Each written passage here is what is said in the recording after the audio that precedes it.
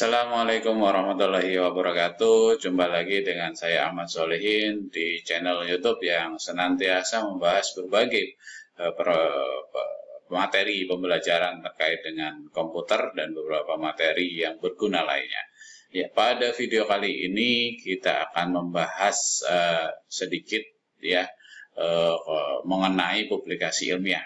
Nah, cara pembahasan ini akan sedikit berbeda dibanding video-video yang lain yang menggunakan video saya sering kali menggunakan PowerPoint. Ya, kali ini saya akan membahas menggunakan salah satu tools mind map gitu kan ya, untuk memberikan gambaran ya mengenai apa itu publikasi ilmiah. Jadi topiknya adalah mengenai publikasi ilmiah. Ya, ini memberikan dasar gambaran buat teman-teman yang mungkin belum memahami apa itu publikasi ilmiah, jenis-jenisnya dan sebagainya.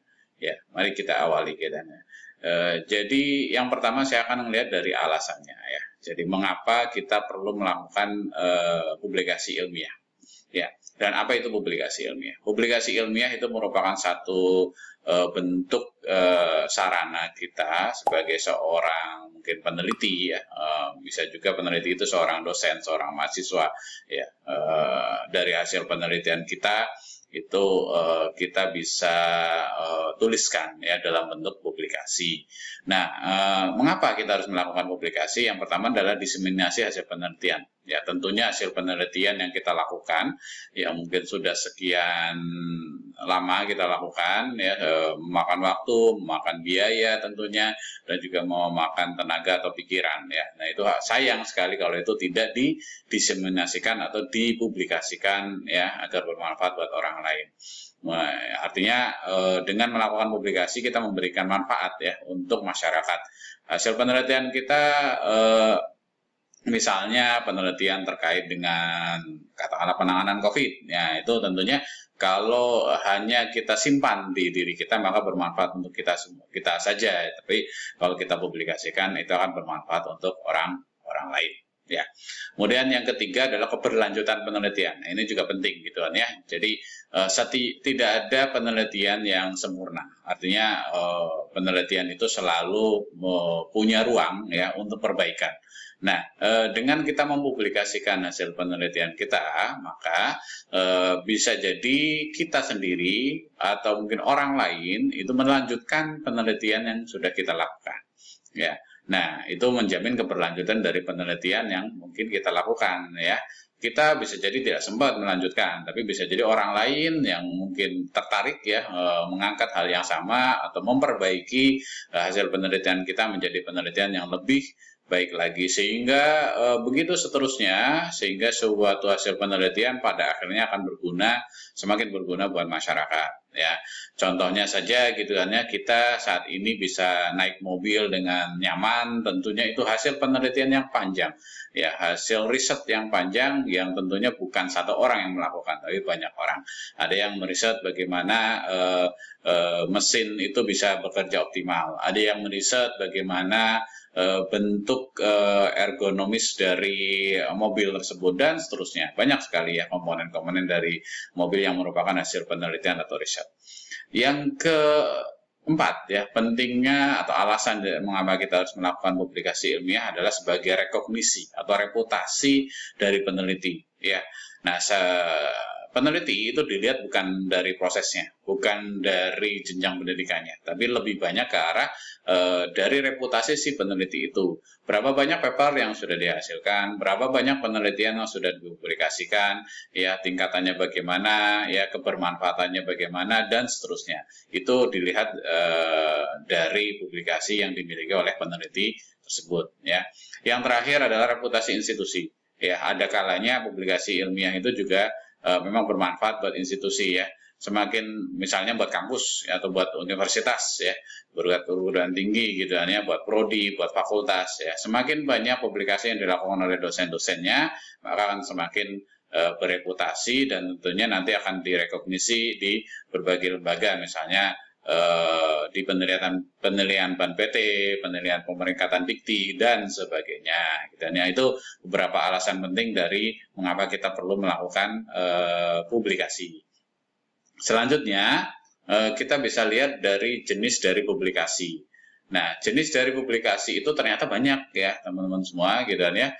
Yang pertama bisa berupa jurnal ilmiah, ya bisa berupa konferensi, bisa berupa buku, poster ilmiah, paten atau hak cipta, ya HKI, ya dan juga laporan ilmiah. Ya, oke, kita bahas satu persatu. Yang pertama jurnal ilmiah. Ya, dari sisi bentuknya, jurnal ilmiah ini merupakan satu bentuk publikasi yang sangat umum dan diakui, gitu kan ya.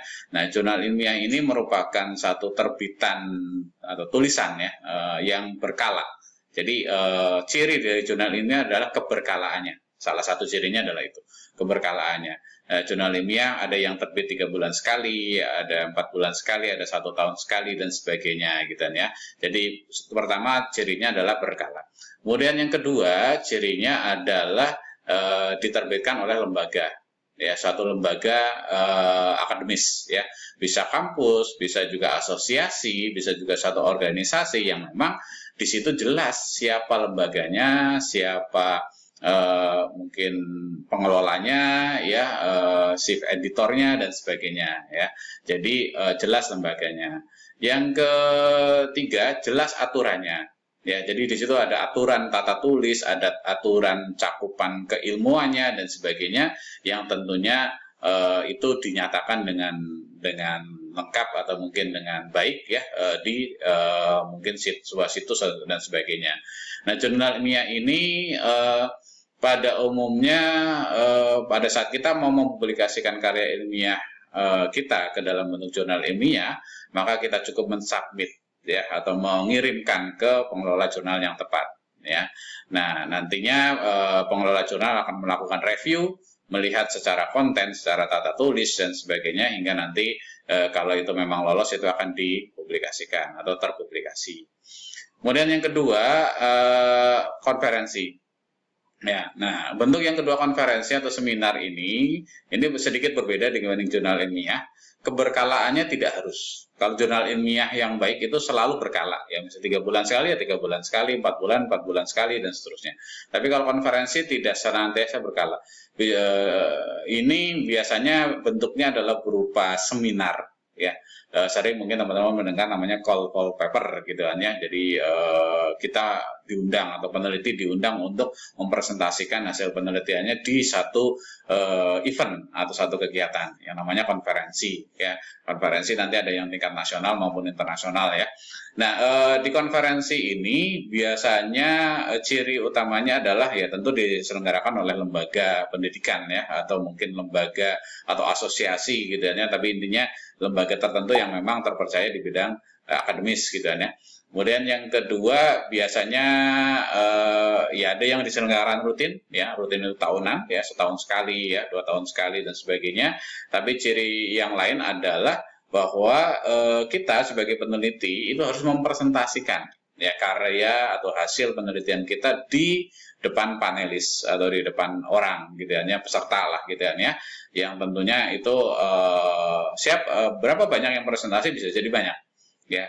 Satu peserta seminar ya pemakalah ya di dalam seminar ya itu bisa jadi ratusan ya, bisa jadi bahkan mungkin bisa beratus-ratus gitu ya.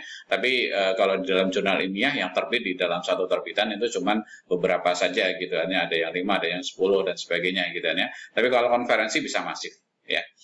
Oke, jadi kita harus presentasi di sana. Nah, positifnya adalah kalau kita ikut konferensi, kita bisa saling bertukar pikiran secara langsung dengan peneliti yang lain.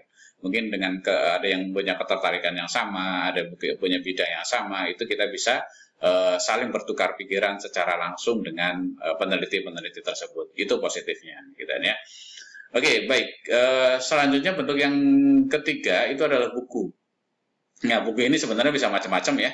Ada buku teks atau buku referensi. Ini biasanya isinya komprehensif tentang satu topik tertentu gitu ya. Nah, ini umumnya ya tidak cukup satu peneliti atau satu penelitian ya, bisa jadi penelitian yang disajikan di dalam buku itu bisa jadi banyak gitu kan ya. Kemudian yang kedua monograf. Nah, monograf ini biasanya satu subtopik dari satu penelitian tertentu. Jadi hanya cakupannya kecil ya, lebih kecil dibanding buku teks gitu. Dan buku teks itu komprehensif, misalnya terkait dengan kecerdasan buatan, maka seluruh kecerdasan buatan dibahas di sana. Sedangkan monograf ini biasanya kumpulan hasil penelitian yang dilakukan oleh satu atau dua orang peneliti gitu, yang satu bidang. Ya, misalnya kecerdasan buatan di bidang medis misalnya. Nah, itu cita tuh penelitian-penelitian yang memang terkait dengan itu. Ya, bisa jadi berupa buku ajar. Buku ajar ini lebih ke arah mata kuliah ya, di satu perguruan tinggi atau satu sekolah. Ya, bisa jadi itu hasil penelitian seseorang atau mungkin seorang dosen yang diwujudkan dalam bentuk buku ajar. Ya, semua ini bisa menjadi luaran dari suatu kegiatan atau bentuk dari suatu kegiatan penelitian. Ya. Kemudian lanjutnya poster ilmiah, gitu ya. Ada kalanya pada saat konferensi itu panitia atau penyelenggara memungkinkan kita untuk bisa menyajikan poster ilmiah. Ini berupa poster, gitu ya, satu buah kayak ya seperti halnya iklan atau poster, gitu ya, terkait dengan hasil penelitian kita. Biasanya singkat-singkat di sana, tapi mungkin esensinya tersampaikan, gitu ya, poster ilmiah. Lalu ada bentuk publikasi atau luaran lagi yang berupa paten atau hak cipta atau HKI gitu kan ya. Ini biasanya prosesnya panjang gitu kan ya. Dari hasil penelitian misalnya kita menghasilkan satu produk itu bisa dipatenkan, bisa didaftarkan ya, sehingga nanti kalau produk itu katakanlah dijual maka akan berlaku hak-hak atas paten tersebut gitu kan ya. Ini dalam rangka melindungi hasil penelitian itu dengan cara dipatenkan ya.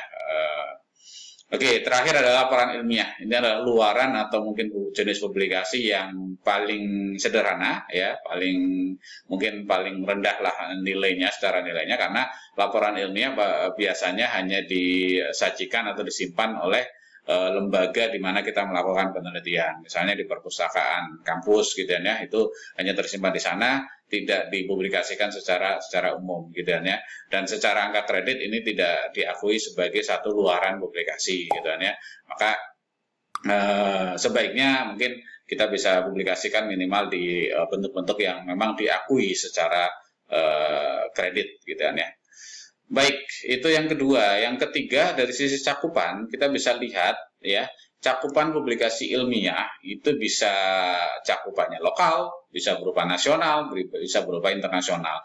Baik jurnal maupun konferensi atau buku itu cakupannya bisa 3 hal ini. Ya.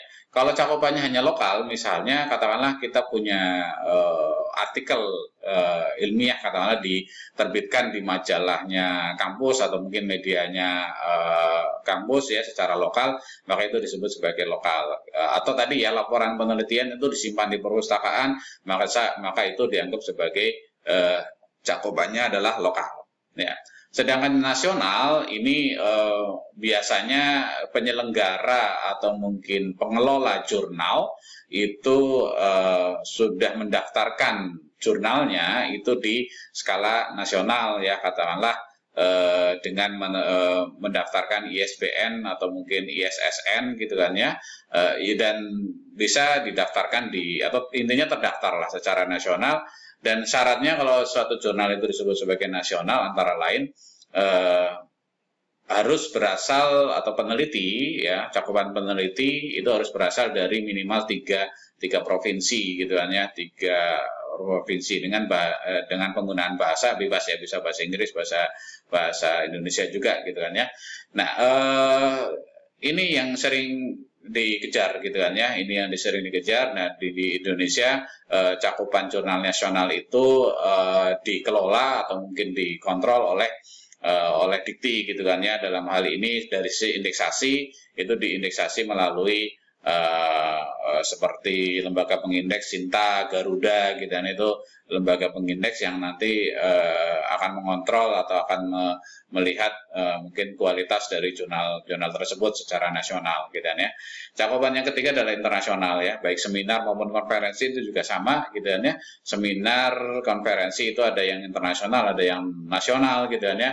Ada juga yang lokal gitu kan ya. Demikian juga jurnal juga sama, yang nasional itu tadi memiliki ISSN, ya. Kemudian kalau internasional biasanya buktinya adalah terindeks di lembaga pengindeks internasional dan juga menggunakan bahasa internasional, bahasa PBB gitu kan ya. Bahasa PBB itu ada 5 kalau nggak salah ya, ada bahasa Inggris, bahasa Arab, bahasa Cina, kemudian ada beberapa bahasa yang lainnya, saya agak lupa gitu kan ya.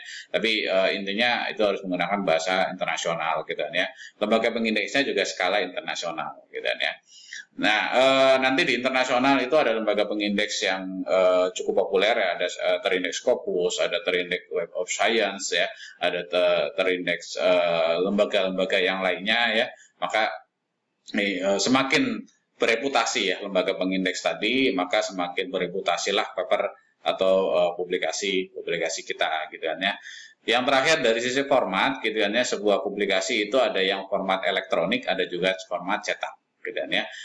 Elektronik itu artinya diterbitkan secara daring gitu kan ya, jadi tidak ada cetakan gitu ya. Tapi ada juga mungkin jurnal-jurnal baik nasional maupun internasional yang menyediakan versi cetaknya, dan itu tentunya dua hal yang berbeda. Saat ini trennya adalah kebanyakan ya versi elektronik gitu kan ya. Dan sekarang trennya adalah jurnal itu sudah open access ya. Open access artinya jurnal itu bisa diakses oleh banyak pihak ya. Oke, itu overview singkat mengenai apa itu jenis-jenis dari publikasi ilmiah dari berbagai macam sudut pandang atau sisi ya. Nanti selanjutnya mungkin kita akan membahas gitu kan ya, penelitian kita itu pasnya itu masuk ke jurnal yang mana sih, level nasional kah, internasional ya. Kemudian mau dipublikasikan di jurnal atau konferensi ya. Mudah-mudahan di video mendatang kita akan bahas gitu, dan kita akan ulas ya mengenai ya melihat bagaimana atau menilai bagaimana suatu penelitian layak enggak dipublikasikan di jurnal nasional atau internasional ya. Oke, mudah-mudahan bermanfaat. Sampai ketemu lagi di video-video mendatang ya. Saya akhiri. Assalamualaikum warahmatullahi wabarakatuh.